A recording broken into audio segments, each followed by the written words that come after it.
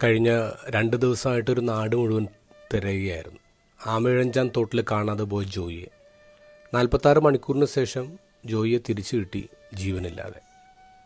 ഓർക്കണം, ഹരിത സുന്ദര കേരളത്തിൻ്റെ തലസ്ഥാനത്താണിത് സംഭവിച്ചത്. അവിടെ വലിയൊരു ഭരണ സംവിധാനമുണ്ട്, മേയറുണ്ട്, മന്ത്രിമാരൊക്കെയുണ്ട്, സുരക്ഷാ സംവിധാനങ്ങളൊക്കെ ഉണ്ട്. ഇതൊക്കെ ഉണ്ടായിട്ടും ഒരാളെ രക്ഷപ്പെടുത്താൻ പറ്റിയില്ല.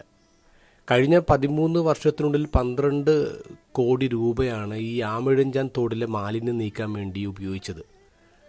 എന്നിട്ടും എന്താ സംഭവിച്ചേ? ഇത് അനാസ്ഥയാണ്. ഇത് ഭരണകർത്താക്കളുടെ മാത്രം അനാസ്ഥയല്ല.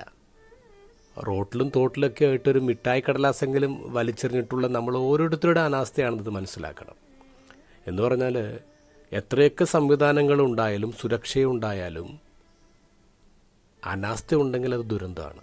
അതാണ് ഇന്നത്തെ ഗോസ്പൽ പറയുന്നത്. ഇവാഞ്ചലിക്കൽ ട്രയാങ്കിൾസ് എന്നാണ് അറിയപ്പെടുക. ബെത്സേദ, കൊറോസിൻ, കഫർനാം. ഈശോയുടെ അടവുകളെന്ന് പോലും നമുക്ക് പറയാം. ഈശോയുടെ അടവുകളായിരുന്നു അത്. കാരണം ഈശോ ഏറ്റവും കൂടുതൽ അത്ഭുതങ്ങൾ പ്രവർത്തിച്ചിടമാണ്. ഏറ്റവും കൂടുതൽ ഈശോ ആൾക്കാരോട് സംസാരിച്ച് പഠിപ്പിച്ചതൊക്കെ അവിടെയാണ്. എത്രയോ മുന്നറിയിപ്പുകൾ ഈശോ കൊടുത്തു. ദുരന്തമാണെന്നൊക്കെ പറഞ്ഞിട്ട് പോലും ഇവർ മാറിയില്ല എന്നുള്ളതാണ്. ഇപ്പം ഈശോ പോലും നേരിട്ട് ഇടപെട്ടിട്ട് അവിടെ ഒന്നും സംഭവിച്ചില്ല. ഇന്ന് അവിടെ ചെന്ന് നോക്കണം. ഇന്ന് വിശുദ്ധ നാട്ടിൽ ചെല്ലുമ്പോൾ കാണാൻ പറ്റും, റിമൈൻസ് മാത്രമേ ഉള്ളൂ. ഈ 3 നഗരങ്ങളുടെ അവശിഷ്ടങ്ങൾ മാത്രമേ ഉള്ളൂ. നമ്മളൊരിക്കലും വിചാരിക്കരുത് ഒരു നാടിൻ്റെ ദുരന്തം എന്ന് പറയുന്നത് അത് ദൈവം സൈന്യത്തെ ഇറക്കി വിട്ട് നശിപ്പിക്കുന്നതാണ്. അല്ല, ആ നാട്ടിലെ ജനങ്ങൾ അവരുടെ നിരന്തരമായ ഉപേക്ഷകൾ കൊണ്ട്, അനാസ്ഥ കൊണ്ട് വിളിച്ചിറക്കുന്നതാണ് ഓരോ ദുരന്തവും.